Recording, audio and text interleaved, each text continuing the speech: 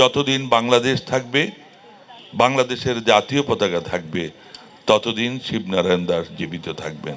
যেই মানুষটি তার দেহটিকেও মানুষের কল্যাণে তিনি দান করে গেছেন, তার মানে তার পুরো জীবনটাই তিনি দিয়ে গেলেন মানুষের জন্য, দেশের জন্য।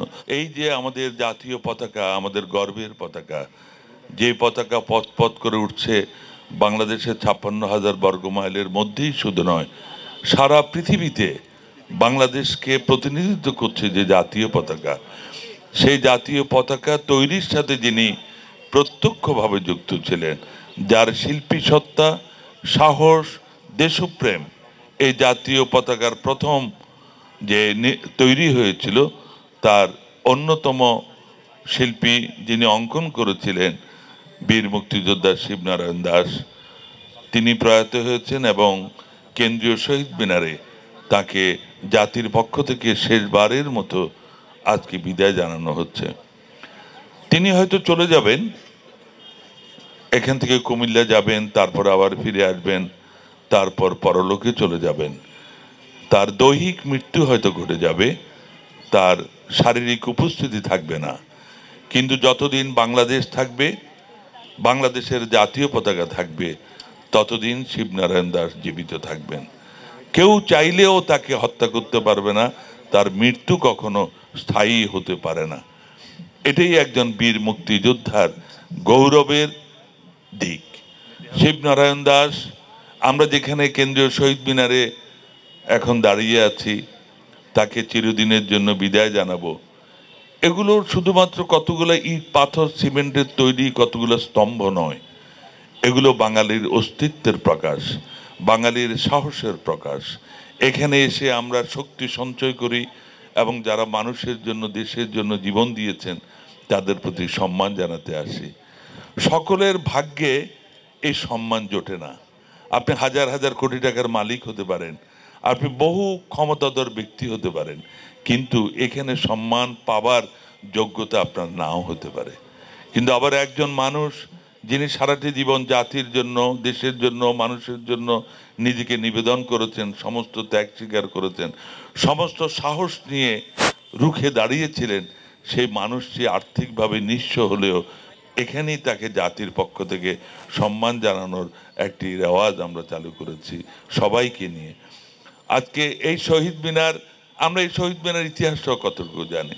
এই শহীদ মিনারের প্রথম যিনি ডিজাইন করেছিলেন বদরুল আলম, ঢাকা মেডিকেল কলেজের ছাত্র, তার নাম আমরা কয়জনে জানি, কিন্তু ইতিহাস জানে। তেমনিভাবে শিবনারায়ণ দাস, তিনি আমাদের এই জাতীয় পতাকার, প্রথম জাতীয় পতাকার অঙ্কন শিল্পী। এটা হয়তো খুব বেশি মানুষ জানে না। সেটা দায় আমাদের যে আমরা সঠিকভাবে ইতিহাস মানুষের কাছে তুলে ধরতে ব্যর্থ হয়েছি, কিন্তু কখনো না কখনো সেটি মানুষের কাছে চলেই যায়। সত্য কখনো লুকিয়ে রাখা যায় না, এটি কখনো হারিয়ে যায় না। তো শিবনারায়ণ দাস, তিনি আজকে এখান থেকে চিরবিদায় নেবেন। তার প্রতি দেশের সকল সংস্কৃতি কর্মীদের পক্ষ থেকে আমরা গভীর শ্রদ্ধা নিবেদন করি।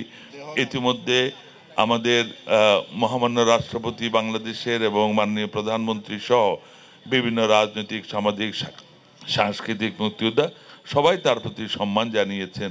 আমরাও এখানে সম্মান জানাতে চাই যে এই মানুষটি তার দেহটিকেও মানুষের কল্যাণে তিনি দান করে গেছেন। চিকিৎসা শাস্ত্রের জন্য, নতুন ডাক্তারদের প্রশিক্ষণের জন্য তার এই মরদেহ তিনি দিয়ে গেলেন। তার মানে তার পুরো জীবনটাই তিনি দিয়ে গেলেন মানুষের জন্য, দেশের জন্য।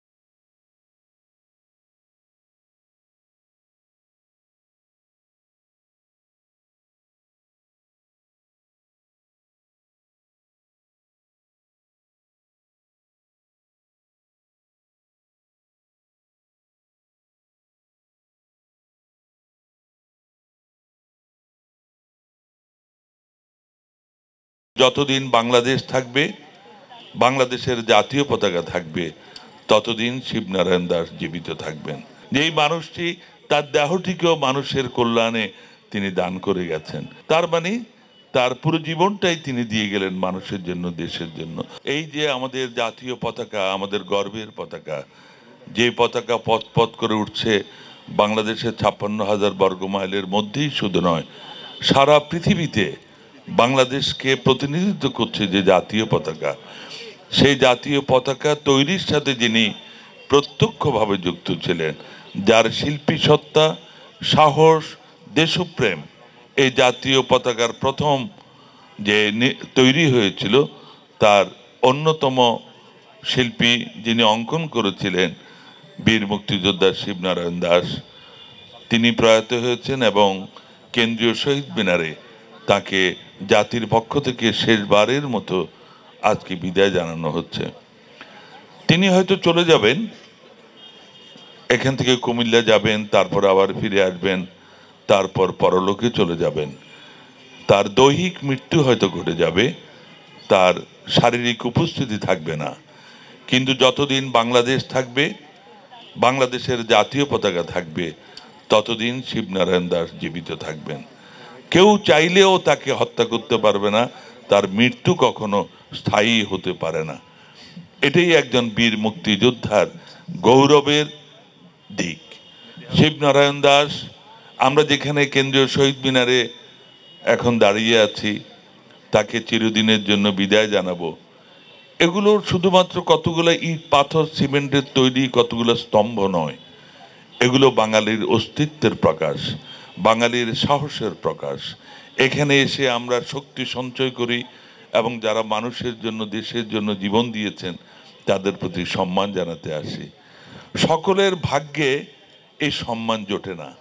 আপনি হাজার হাজার কোটি টাকার মালিক হতে পারেন, আপনি বহু ক্ষমতাধর ব্যক্তি হতে পারেন, কিন্তু এখানে সম্মান পাবার যোগ্যতা আপনার নাও হতে পারে। কিন্তু আবার একজন মানুষ যিনি সারাটি জীবন জাতির জন্য, দেশের জন্য, মানুষের জন্য নিজেকে নিবেদন করেছেন, সমস্ত ত্যাগ স্বীকার করেছেন, সমস্ত সাহস নিয়ে রুখে দাঁড়িয়েছিলেন, সেই মানুষটি আর্থিকভাবে নিঃস্ব হলেও এখানেই তাকে জাতির পক্ষ থেকে সম্মান জানানোর একটি রেওয়াজ আমরা চালু করেছি সবাইকে নিয়ে। আজকে এই শহীদ মিনার, আমরা এই শহীদ মিনার ইতিহাসটাও কতটুকু জানি। এই শহীদ মিনারের প্রথম যিনি ডিজাইন করেছিলেন বদরুল আলম, ঢাকা মেডিকেল কলেজের ছাত্র, তার নাম আমরা কয়জনে জানি, কিন্তু ইতিহাস জানে। তেমনিভাবে শিবনারায়ণ দাস, তিনি আমাদের এই জাতীয় পতাকার, প্রথম জাতীয় পতাকার অঙ্কন শিল্পী। এটা হয়তো খুব বেশি মানুষ জানে না। সেটা দায় আমাদের যে আমরা সঠিকভাবে ইতিহাস মানুষের কাছে তুলে ধরতে ব্যর্থ হয়েছি, কিন্তু কখনো না কখনো সেটি মানুষের কাছে চলেই যায়। সত্য কখনো লুকিয়ে রাখা যায় না, এটি কখনো হারিয়ে যায় না। তো শিবনারায়ণ দাস, তিনি আজকে এখান থেকে চিরবিদায় নেবেন।